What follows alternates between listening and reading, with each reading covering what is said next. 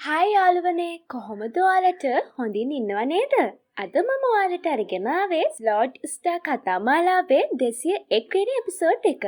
එහෙනම් වැඩි කතා නැතිව අපි යමු අද වීඩියෝ එකට.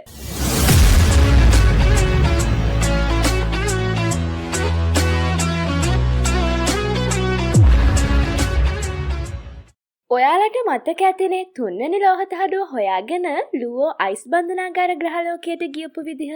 මාස්ටර් තලාෂාගේ මාලිගාවෙන් ලුවෝට තුන්වෙනි ලෝහ තහඩුව හොයාගන්න පුළුවන් වුණත් අන්තිමේටම ලුවෝට සිද්ධ වෙන්නේ ඩූකුවරුන්ගේ හිරකාරයෙක් විදිහට අයිස් බන්ධනාගාරය ඇතුළට යන්න. යාළුවනේ ලුවෝ ඒ විදිහට අයිස් බන්ධනාගාරය ඇතුළට ආවට පස්සේ ලුවෝට දැනෙනවා බන්ධනාගාරය ඇතුළේ තියෙන අවකාශ පීඩනය ගොඩක් වැඩි කියලා. ඉතින් මේ පීඩනයේ හින්දා ලුවෝට වෙන තැනකට ටෙලිපෝට් වෙන්නත් බෑ. ඒ වගේම දැන් ලුවෝ ළඟ තියෙන අනාවරණ උපකරණ වලත් ගැටලු ඇති වෙලා. ඒත් මේ මොන දේ වුණත් ලුවෝට සතුටු වෙන්න පුළුවන් තව එක දෙයක් තියෙනවා. ඒ තමයි ලුවෝට තාමත් අතාත්වික විශ්වයට සම්බන්ධ වෙන්න පුළුවන්. ඒ හින්දා ලුවෝ ඒ ගැන හිතලා සතුටු වෙනවා. දැන් ලුවෝ ළඟ තියෙන අනාවරණ උපකරණත් වැඩ කරන්නේ නැහැනේ. ඒ හින්දා ලුවෝ හදන්නේ එයාම ගිහින් අයිස් බන්ධනාගාරයේ අවට ප්‍රදේශය මොන වගේද කියලා පරීක්ෂා කරලා බලන්න. යාළුවනේ ලුවෝ මේ විදිහට දවස් 3ක් තිස්සේ බන්ධනාගාරයට ප්‍රදේශයේ පරීක්ෂා කරලා බලනවා. ඒත් බන්ධනාගාරයේ සිරගත වෙලා ඉන්න අයව නම් තාම ලුවෝට හම්බුනේ නැහැ. ඒත් අන්තිමේටම ලුවෝට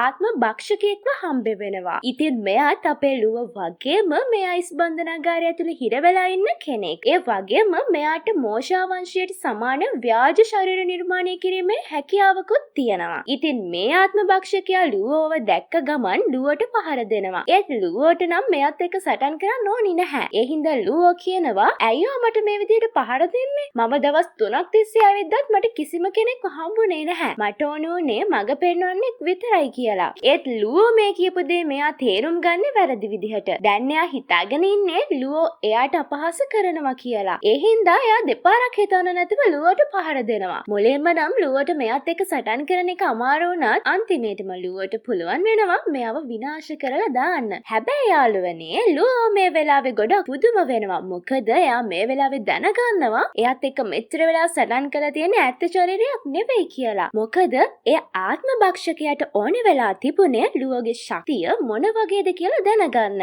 ඒ හින්දා තමයි එයා ඒ විදිහට ක්ලෝන් එකක් පාවිච්චි කරලා ලුවෝට පහර දීලා තියෙන්නේ. හැබැයි යාළුවනේ මෙයා මේ වැඩේ නතර කරන පාටක් නැහැ. මොකද දවස් කීපයක් මෙයා මේ වගේ ක්ලෝන පාවිච්චි කරලා ලුවෝට පහර දෙනවා. ඒ හින්දා බාබටා ලුවෝට කියනවා ලුවෝ ඔයා මේ විදිහට ක්ලෝන විනාශ කරාට වැඩක් නැහැ. ඇත්ත කෙනා තාමත් ජීවත් වෙනවා කියලා. හැබැයි යාළුවනේ ලුවෝට මේ විදිහට පහර දෙන්න ආපු එකම කෙනා මෙයා නෙවෙයි. මේ ගෙවිලා ගිය දවස් කීපයම ලුවෝ මේ වගේ බන්ධනාගාර ඇතුලේ හිර වෙලා ඉන්න අයත් එක්ක සටන් කරලා තියෙනවා. ඒ හින්දා ලුවෝ කියනවා මම වැඩිපුරම පුදුම වෙන්නේ අර කාව් වංශයේ කෙනා ගැන. එයා මාව දැක ගමන් එයාගේ අමරණීය ශරීරය දහනය කළ මට පහර දුන්නා. ඒත් එයාට ඒ සටන දිනන්න බෑ කියලා තේරුණාම එයා ජයග්‍රාහී විදිහට hina වෙලා ස්වන් විනාශයක් සිද්ධ කරලා තමන්ගේ ජීවිතේ නැති කරගත්තා කියලා. ඒ වගේම ලුවෝ කියනවා එයාගේ මනස ඒ විදිහට වෙනස් වෙන තරම් බලපාපු හේතුව මොකක්ද කියලා මට හිතා ගන්න බෑ කියලා. හැබැයි යාළුවනේ මේ ප්‍රශ්නෙට උත්තර නම් වැඩි දුරක තිබුණේ නැහැ.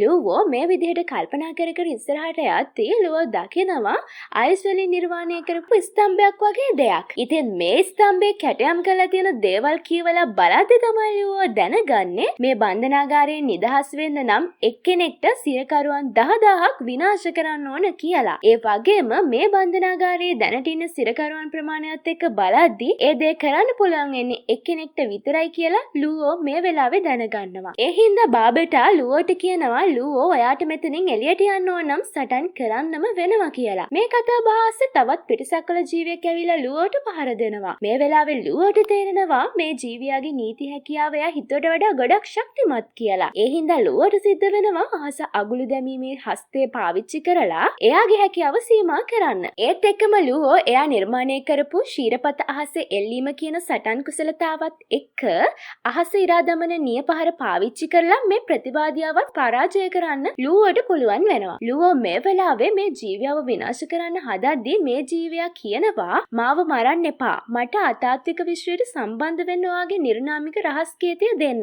ඔයා මට ඒ උදව්ව කළොත් කළොත් මම ඔයා කියන ඕනම දෙයක් කරන්නම් කියලා. ඒත් ලුවෝ මේ ඉල්ලීමට එකඟ වෙනව වෙනුවට ලුවෝ කියනවා එයා ළඟ නිර්නාමික රහස් කීතිය නැහැ කියලා. ඒ වගේම ලුවෝ කියනවා ඔයා මට මේ බන්ධනාගාරය ගැන තොරතුරු දුන්නොත් මට ඔයාට ජීවත් වෙන්න ඉඩ දෙන්න පුළුවන් කියලා. එයාට වෙන විකල්පයක් නැහැ කියලා තේරුණ නිසා මේ පිටසක්වල ජීවියත් ලුවෝගේ මේ යෝජනාවට එකඟ වෙනවා. ඒත් එකම මෙයා පොළවෙන් ස්තම්භයක් වගේ දෙයක් මතු කළා ලුවෝට කියනවා මේ තියෙන බන්ධනාකාර සිරකරුවන්ගේ ශක්තිය මත පදනම් වෙච්ච ශ්‍රේණිගත කිරීමක්. මහා යෝධයෝ 5 දෙනාගෙන් කෙනෙක් වන අහස් උර්කයා තමයි මේ ශ්‍රේණිගත කිරීම කරලා තියෙන්නේ. පංච මහා යෝධයෝ තමයි මෙහි ඉන්න බලවත්ම අය. එයාලගේ ශක්තිය අපරාජිත අමරණීය රජෙක්ට දෙවනි වෙන්නේ නැහැ. ඒ වගේම මේ රජවරු 5 දෙනා පාලන ප්‍රදේශ වෙන් කරගෙන පාලනය කරනවා. අනිත් රජවරු 10 දෙනා තමයි මහා යෝධයන්ට පස්සේ ඉන්න බලවත්ම අය. මෙයා මේ විදිහට බන්ධනාගාරය ඇතුළත ප්‍රදේශයේ පාලනය වෙන විදිය ගැන ලුවෝට කියලා දෙනවා. ඒ වගේම ලුවෝ පොරොන්දු වෙන විදිහටම එයාට ජීවත් වෙන්න අවස්ථාව දෙනවා. යාළුවනේ මේ වෙලාවේ තමයි ලුවෝටත් තේරෙන්නේ මාස්ටර් සූෂන්ක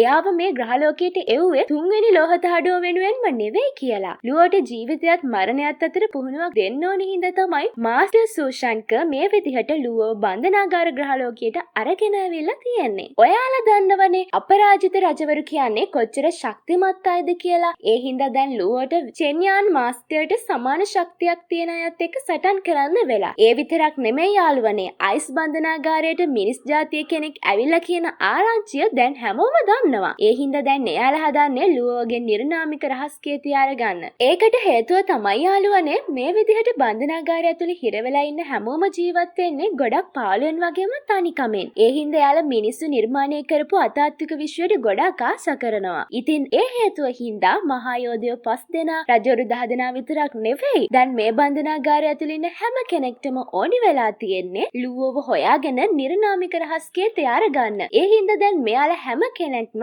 ලුවෝව හොයන්න පටන් ගන්නවා. ඉතින් මෙයාලගේ මේ කරදර වලින් බේරෙන්න ඕනි හින්දා ලුවෝ දැන් ඉන්නේ පොළව අභ්‍යන්තරයේ තියෙන ගුහාවක් ඇතුලේ. ලුවෝගේ ශුද්‍රානාවරණ උපකරණයේ තියෙන ආත්මානාවරණ ප්‍රතිරෝධී හැකියාව නිසා දැන් ඒ අයට ලුවෝව හොයාගෙන එන එක එච්චර ලේසි වෙන්නේ නැහැ. ඒත් යාළුවනේ ලුවෝට හැමදාම මේ විදිහට හැංගිලා ඉන්න බැහැනේ. ඒ හින්දා එයාට සිද්ධ වෙනවා ගොඩක් ඉක්මනට එයාගේ ශක්තිය වැඩි කරගන්න. ඒ හින්දා ලුවෝ එයා ඉගෙනගත්ත මුර්ග දෙවියන්ගේ කලාවට තරු ප්‍රස්ථාරයේ බලයත් එකතු කරලා දසදහස් තරු දේශනා සිතියම කියලා හඳුන්වන අලුත් සටන් ක්‍රමයක් නිර්මාණය කරනවා. ඔයාලට මතක ඇතිනේ ලුවෝට තාමත් අතාත්වික විශ්වයට සම්බන්ධ වෙන්න පුළුවන් කියලා. ඒ හින්දා ලුවෝ අතාත්වික විශ්වයට සම්බන්ධ වෙලා එයා අලුතෙන් නිර්මාණය කරපු සටන් කුසලතාව ගැන චාවෝස් නගරයේ ප්‍රධානිතුමාව දැනුවත් කරනවා. මේ වෙලාවේ ප්‍රධානිතුමා ලුවෝට කියනවා ඔයාට ආයුධ ගැන වගේම අධ්‍යාත්මික ප්‍රහාර ගැනත් ගොඩක් හොඳ දැනුමක් තියෙනවා. ඒත් මේ උපක්‍රම පාවිච්චි කරද්දී ගැටලු ඇති වෙන්න පුළුවන්. ඒ හින්දා ඔයා සටන් 10ක් පාවිච්චි කරලා ඔයාගේ මේ අලුත් කුසලතාව පරීක්ෂා කරලා බලන්න. ඔයා එහෙම කළාට පස්සේ ආපහු ඇවිත් මාව හම්බ වෙන්න කියලා. යාළුවනේ ලුවෝගේ මාස්ටර් කිව්ව සටන් 10ක් පාවිච්චි කරලා ඒ සටන් ක්‍රමයක් හදා බලන්න කියලානේ. ඒත් ලුවෝ මේ වෙලාවේ යාගේ ශක්තිය මුදාහන්න ගමන් බන්ධනාගාරේ ඉන්න හැමෝටම අභියෝග කරනවා. ඒත් එකම ලුවව හොයා හිටපු හැමෝම මෙතනට එනවා. ඉතින් මේ විදිහට මෙතනට එකතු වෙලා ඉන්න පිරිස අතරට ගොඩක් ශක්තිමත් සටන්කරුවෙක් එනවා. අනිත් අයට වගේම මෙයාට ඕනි වෙලා තියෙන්නේ එකම එක දෙයයි. ඒ තමයි යාළුවනේ නිර්නාමික රහස් කීතය. මට මෙයාගේ නම කියන්න අමතක වුණානේ. යාළුවනේ මේ තමයි අකුණු දාවන රජු. මෙයාගේ නම දිග වැඩි හින්දා මම එයාට අකුණු රජු කියලා කතා කරන්නම්. හරි යාළුවනේ. ඉතින් මේ අකුණු රජු කියලා කියන්නේ අයිස් බන්ධනාගාරය ඇතුලේ ඉන්න බලවත්ම රජවරු 10 දෙනාගෙන් කෙනෙක්. ඒ වගේම රජ මට්ටමේ උච්චතම ශක්තියක් තියෙන අමරණීය කෙනෙක්. අකුණු සහ කාලනීති පාවිච්චි කරලා සටන් කරන්නත් මෙයා ගොඩක් දක්ෂයි. ඒ විතරක් නෙමෙයි යාළුවනේ. අයිස් බන්ධනාගාරය ඇතුලේ හිටපු ගොඩක් බලවත් සටන්කරුවන් දහස් ගානක් මෙයා මේ වෙද්දි විනාශ කළා දාලා තියෙනවා. ඒ හින්දා මේ සටන බලන්න ආපු හැමෝම හිතන්නේ ලුවෝ මේ සටනෙන් පරාද වෙයි කියලා. ඉතින් මෙයාලා මෙහෙම හිතන අතරේ ලුවෝයි අකුණු රජු අතර ගොඩක් ලොකු සටනක් ඇති වෙනවා. අකුණු රජු අකුණු නීති පාවිච්චි කරලා සටන් කරන නිසා ලුවෝ එයාගේ දුරස්ත සටන් හැකියාව පාවිච්චි කරලා තමයි මේ වෙලාවේ සටන් කරන්නේ. ඒ හින්දා දැන් අකුණු රජු හිතාගෙන ඉන්නේ ලුවෝ එයාට බයයි කියලා. හැබැයි යාළුවනේ එයා හිතපු දේ වැරදි කියලා එයාට තේරෙන්න වැඩි වෙලාවක් යන්නේ නම් නැහැ. මොකද මේ වෙලාවේ ලුවෝ එයාගේ අලුත් සටන් ක්‍රමය පාවිච්චි කරන්න තමයි හදන්නේ. ලුවෝ